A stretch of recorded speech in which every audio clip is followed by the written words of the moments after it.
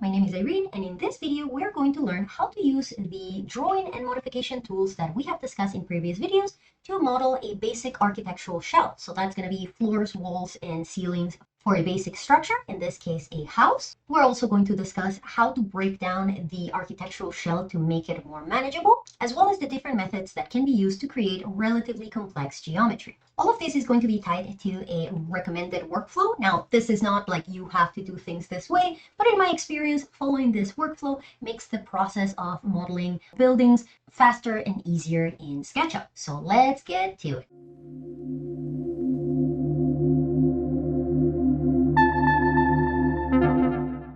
Alright, so for this exercise, we are going to be working with this reference, which we learned how to import in a previous video. You can check that one out if you're not sure how to import CAD references into SketchUp. And before I start modeling anything, there's a few things that I want to mention. The first and most important is that when we are working with a CAD reference, you never explode the reference. You never mess up with the reference.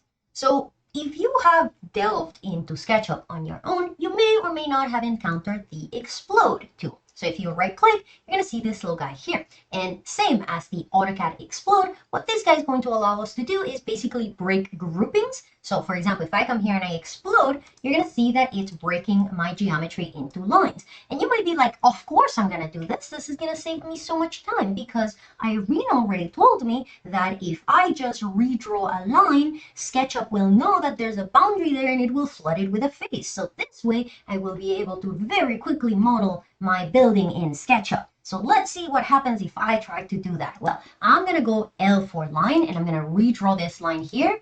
And okay, only that little segment was created. Okay, now let's do the column. Okay, and I have to do this guy. Okay, and this is super annoying. And what's worse, there's going to be a certain point where you're going to run into certain geometries where SketchUp is not really going to know what to do. Because what you need to understand is that the way that AutoCAD treats lines is not the same way that SketchUp treats lines. Remember, in AutoCAD, you can actually have two lines that are one on top of the other, and AutoCAD keeps them as two separate entities. But in SketchUp, things fuse together. So what's going to happen is that eventually, as you start doing more complex stuff, like for example, this window, you're going to notice that like, ooh, it's not really working. It doesn't want to generate the line. Nothing is happening. Because again, the way that AutoCAD works with lines is not the same as SketchUp.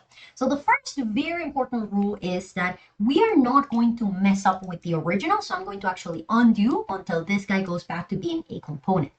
What we're going to do instead is we're going to use our CAD as a reference for tracing. So basically, we're going to draw over the CAD drawing our own SketchUp geometry. Okay, so very, very important. Before you get into anything else, do not mess with the reference. The reference is just that. Okay, so the next step is going to be to basically create a game plan. Especially when you're getting familiarized with tools can be a little bit hard to do. And that is to just stop, breathe in, and think about a strategy. Instead of starting to draw and then be like, oh crap, I forgot this, or like, who do I do next? You just want to think about like, okay, how can I break down this structure to make it into more manageable pieces? So this will vary depending on the complexity of your project, but usually what I like to do is I like to use a few kind of like filters to break my geometry. So the first one has to do with kind of like the stage of construction. So what do I mean with this? Well, from an interior design perspective, I usually think about a building in 3 stages. There is the architectural elements. These are going to be the ones that, you know, like have to be built for there to be a building, for there to be rooms that then I can do stuff inside of. So this is going to be your floors, this is going to be your walls, this is going to be ceilings, this is going to be roofs, it's going to contain your doors and windows, but it's just architectural elements. The next stage is what I would call millwork. So these are going to be cabinetry or custom builds that require the existence of those floors and walls and ceilings to exist within. So think about, for example, kitchen or bathroom or closet. And then the final stage would be FF&E, which corresponds for furniture, fixtures, and equipment. This is the way that we would work in real life, right? Like you would not be picking a sofa if you don't know how big the living room that sofa goes in is. So the first thing that I'm going to do to break down my model into more manageable pieces is break it down into first the architectural elements, then millwork elements, and then finally FF&E elements. But then I can further break it down. So I'm going to focus just on the architectural elements because either way, that is what I have on my reference. And the way that I like to break up my architectural elements is basically following the same categories that you would use if you were doing AutoCAD layers or Revit categories. So for example, my walls are going to be one grouping, my floor is going to be one grouping, my ceiling or roof is going to be another grouping. You can then get a little bit more complex if you wish. So for example, you could make your columns a separate grouping. And in the case of this project in particular, I'm actually going to separate my walls into two types. So I'm going to have exterior walls or existing walls, and then I'm going to have my interior walls or new walls. So I want to be very clear about this. This is not like if you go on the SketchUp official website, you're not going to find this. This is just my personal recommendation from my personal experience working with creating 3D models for the interior design and architecture industry. And these are just best practices that I have developed over the years. But it's not like if you decide to do your groupings different, the SketchUp police is going to be knocking on your house.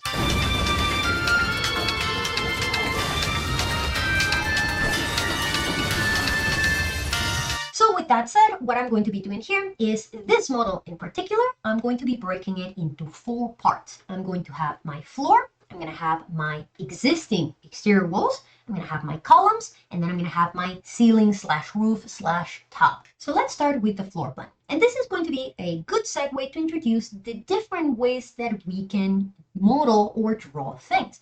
Because the thing is that in SketchUp, there isn't one way to do things. SketchUp is one of those programs where as long as things look good and work well, nobody cares about how you did them. So I'm actually going to show you 3 different methods to create complex geometry in SketchUp. Option 1 is following the outline. Option 2 is going to be addition, and option 3 is going to be subtraction.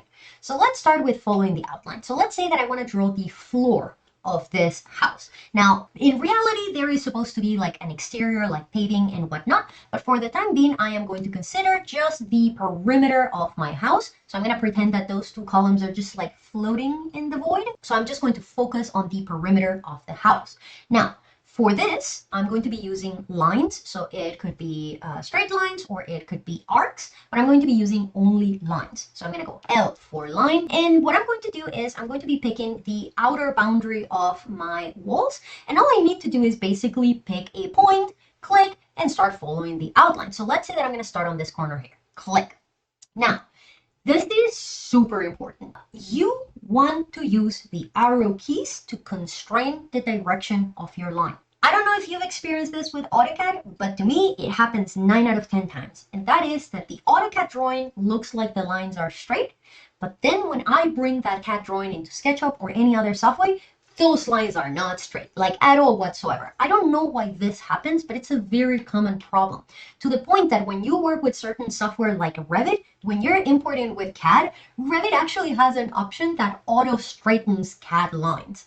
And the thing is that this is going to be very, very important because at some point we're going to want to edit and do push-pull in our geometry. And if our geometry is not perfectly aligned with the green and red and blue axes, the push-pull is not going to work. And I'm going to show you a little bit later what exactly I mean with this. So just keep in mind that if you're going to be drawing by following the outline, you want to use the arrow keys to correct for any AutoCAD imperfection. I'm going on red, so I'm going to go right arrow key and see.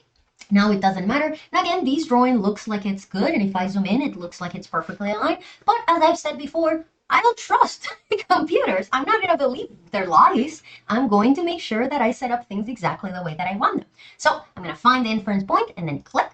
Then I'm going to go left arrow key to go on green. And one thing that I want you to notice is the fact that I am ignoring columns, I'm ignoring walls. I'm just going all the way to the end of this building. And this is very, very important because if we are doing a breakdown, like I'm breaking down my building into floor, wall, columns, ceiling, I'm not going to focus on anything other than the element that I'm currently modeling. So if I'm modeling the floor, the columns don't exist, the walls don't exist, windows, doors, nothing exists but the floor. So my floor just goes from one end of the building to the other end of the building. I'm going to ignore anything in between. So I'm just going to bring it to this corner and click.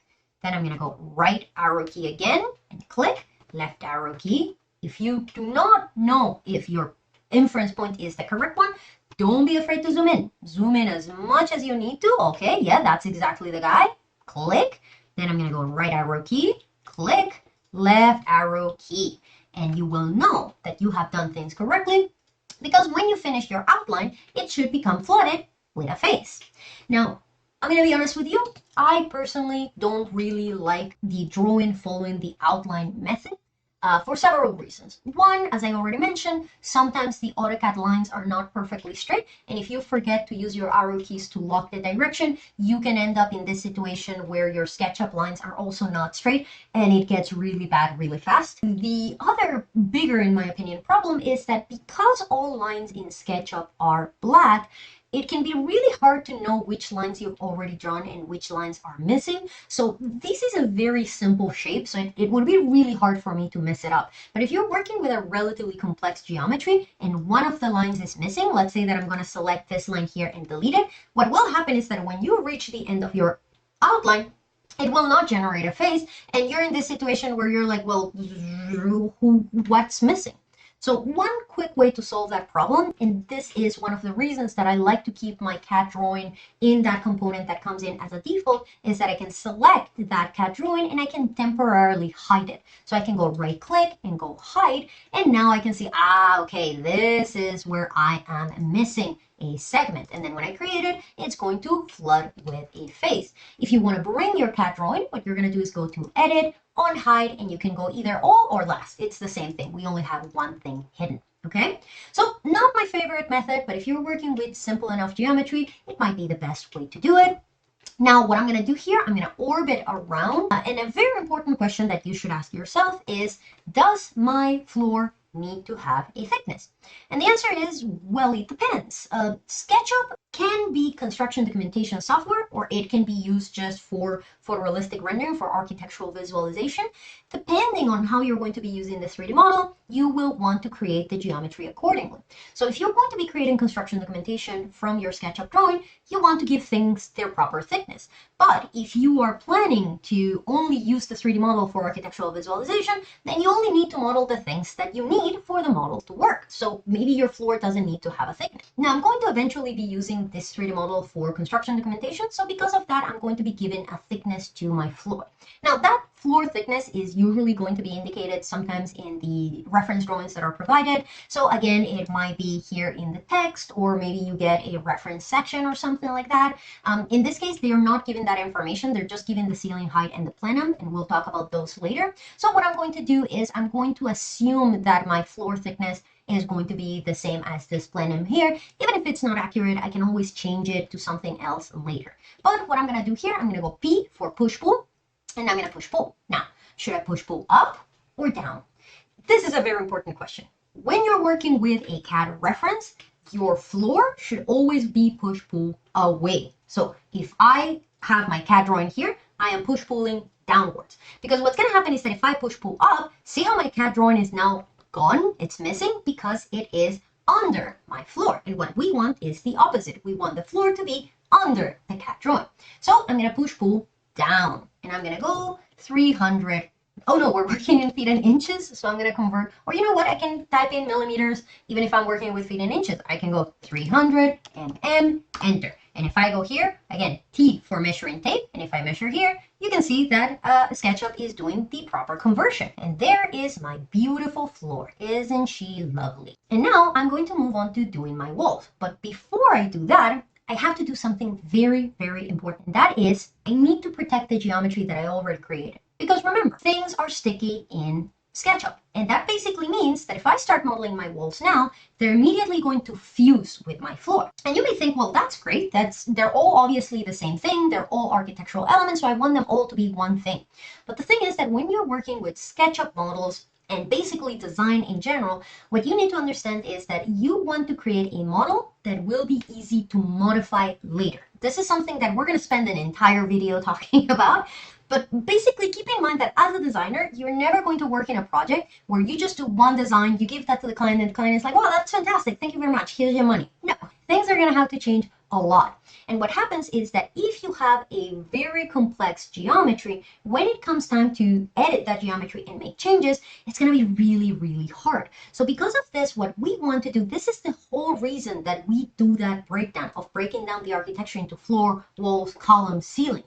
So that way we can isolate those individual categories. So if we need to modify them later, it's going to be easier to do.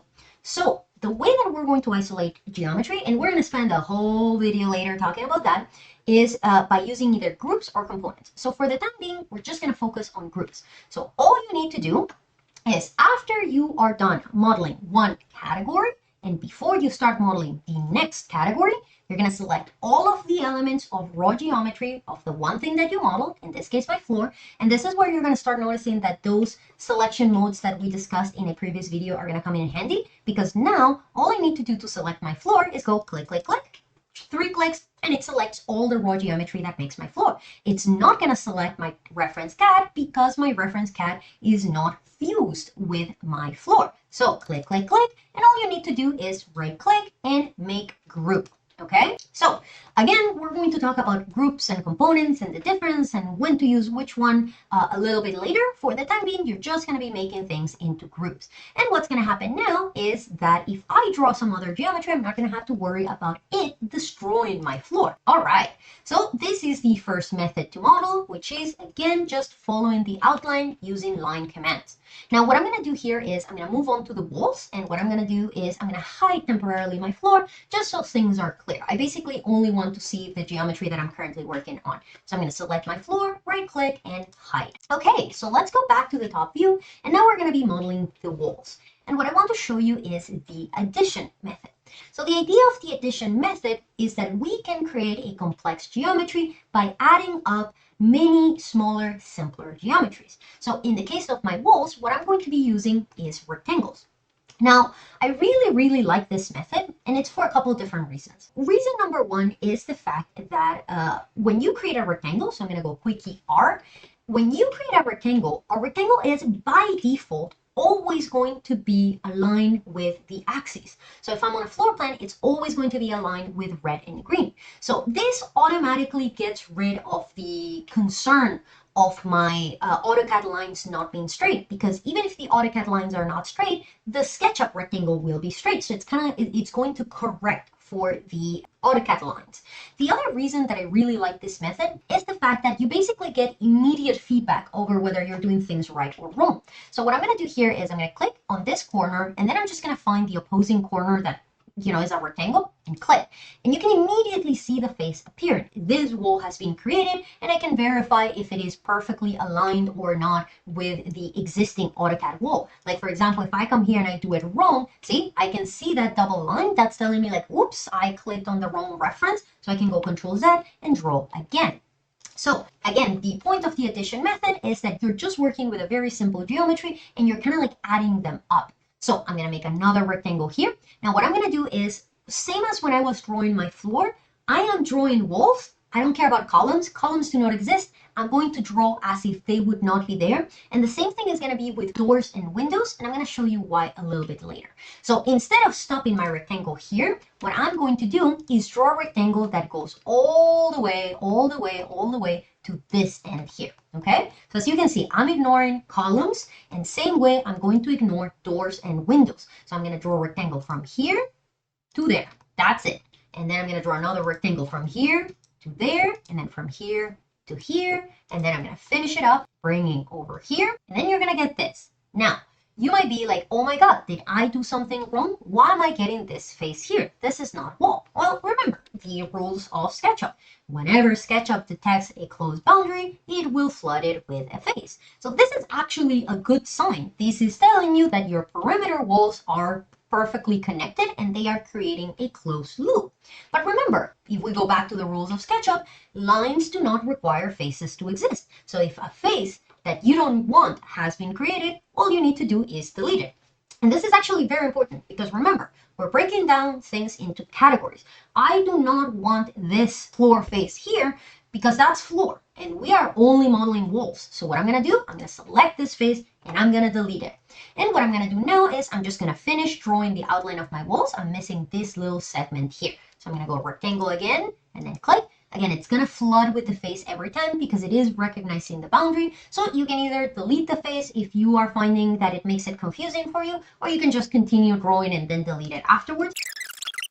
And you will know that you did things correctly because now you should have not one, but two floor faces. One for this boundary and another one for this boundary. And there are all of my walls created in SketchUp. So now we're going to start push-pulling. So for that, I need the height of my walls. So let's go back to my Autocad reference. And here it is telling me that the ceiling height is 2500. So that's what we're going to be doing. So I'm going to go push-pull. So P for push-pull.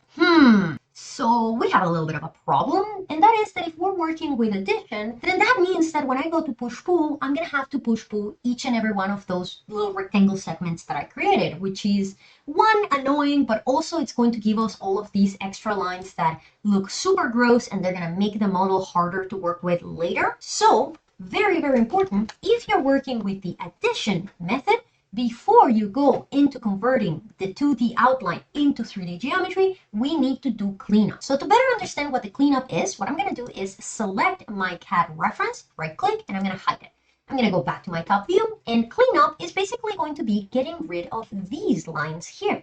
Because remember, the same way that lines can cut faces, getting rid of lines will fuse faces or will heal faces. So for example, look at here. I have this segment and I have this segment of a face. And this line is the thing that is separating them. So if I delete that line, now they are a single element. So that's all I need to do. I just need to patiently go back over my drawing and get rid of all of the lines that break my geometry into segments. And if you want to verify, like if you're done or if you have more work to do, you should be able to go click, click. And if there's any segments that have not joined the selection, then that's where you need to go next. So see, I need to get rid of this guy over here, and then let's finish it up with this guy over there. There we go. And what you're going to see now is that when I go to push-pull, P for push-pull, and click, yes, now the whole thing is coming as a single geometry. So number one, it's quicker. Number two, it looks cleaner. And you're going to see later when we start doing some more complex stuff, it pays off to do things this way. So for the height, we said that it was 2500. So we're going to go 2500 mm. Even if we're supposed to be working imperial, my reference information is millimeters. So I'm going to type in millimeters. So there you go. There are my walls. So again, I am ignoring columns, doors, windows. Don't worry, we will either add those or create those openings later. For the time being, all I'm going to do is click, click, click, right click, and make a group.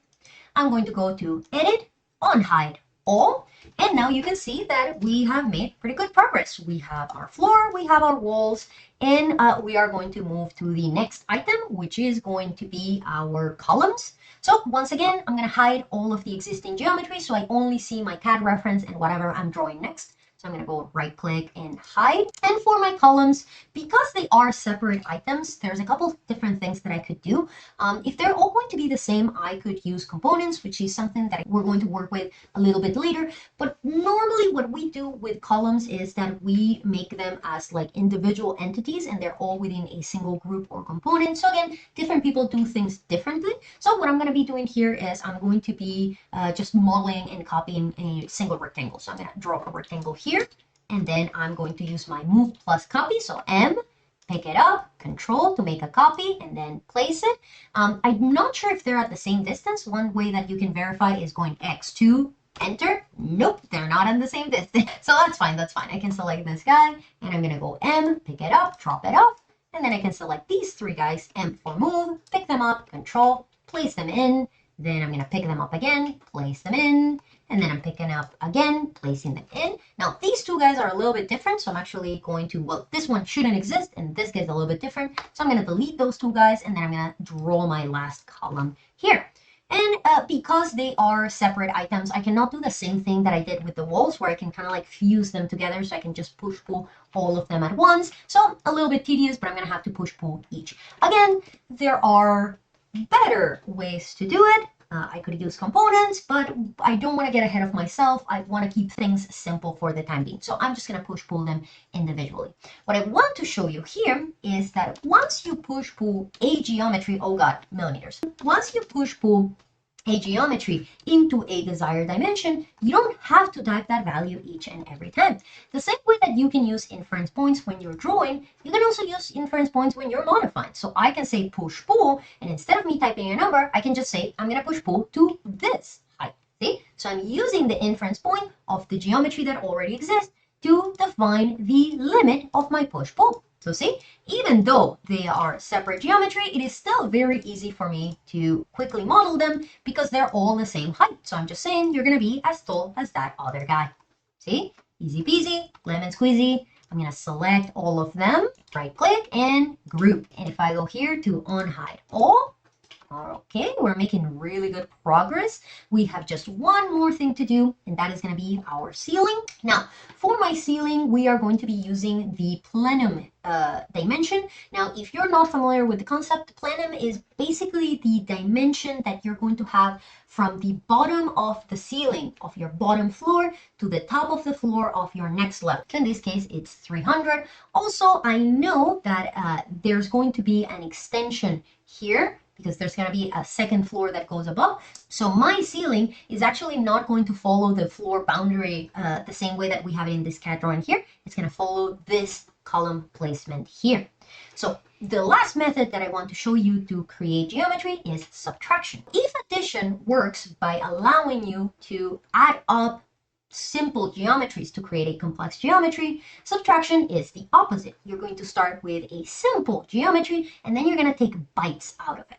So what does that mean? Well, for example, let's say that for me to make my ceiling, instead of making a bunch of small rectangles that cover like this rectangle here and that rectangle there and so on and so forth, what I can do is make one gigantic rectangle that goes, let's say, from this corner here to that corner there. It covers as much as possible of the surface. And then what I can do is I can take bites out of that geometry. Because remember, you can use lines to cut faces. So see, if I come here and I double click, see, that entire outline is one geometry. And what I can do now is I can say, well, I don't want to have this bit here. So I'm going to go back to my rectangle, R for rectangle, and I'm going to draw another smaller rectangle that covers the area that I want to subtract. So I click here and see, now this is one face, this is another face. And I basically don't want to keep that face. So remember, if you want to delete a face, you can delete the face, or you can delete the lines that make the boundary for that face. So if I delete those two lines, the face collapses. I'm going to hide the rest of my model just so it's a little bit easier to understand what the hell is going on. So I'm going to hide all of these guys. And this is what we're working with. See, we have a face and we have another face. Now be careful, because if you just select this and delete it, the whole face is going to collapse. Because remember, this line here and this line here are boundaries for this face. So you kind of have to be careful with what you're deleting. So if you're not sure, go one thing at a time. This is not a race and we're not in a hurry. So I can delete this guy here and then delete this guy and then delete this guy. And as you get more comfortable and more confident, you can start speeding things up. So if I go here and unhide everything, once I have my ceiling outline, I'm going to use the push-pull tool to give it a thickness of that plenum, which is 300 millimeters. And when you're doing the top of the building, it's going to be the opposite of when we did the floor. So if the floor was being push-pulled down, the plenum, ceiling, roof, whatever you want to call it, is going to be push-pulled up. So basically, the way that you want to think about this is that as an interior designer, when we're talking about height, we're talking about the height of the interior spaces of the rooms. So whatever thickness your horizontal geometry has, whether it's a floor or a ceiling or anything else, has to be away from that height, because if I bring this guy down, what's going to happen is that the thickness of my slab is going to eat into my room height. So always keep that in mind. Whenever you're given a ceiling height in an interior project, that should be the dimension of your walls, and your floor and your ceiling, or your bottom and your top, should never encroach into that space. So I'm going to pull out, and I'm going to go 300 millimeters and enter. Then I'm going to click, click, click, and make into a group. And that is going to be the top slash ceiling slash plenum slash slab slash roof slash whatever you want to call it of my architectural shell. This is super important. You may notice that every time that I finish a geometry, I make it into a group. The most cardinal sin that you can commit in SketchUp is leaving raw geometry in the model. And by raw geometry, we mean lines and faces.